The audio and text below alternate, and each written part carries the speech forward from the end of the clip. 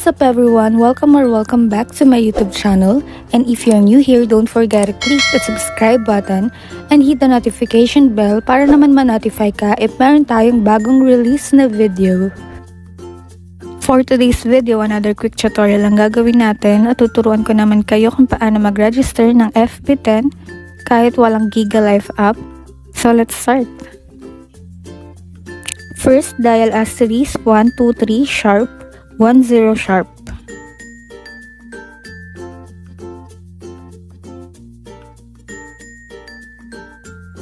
And ito yung mga choices. So, piliin nyo lang yung number 1. Then, click send para makapag-register na tayo ng FB10.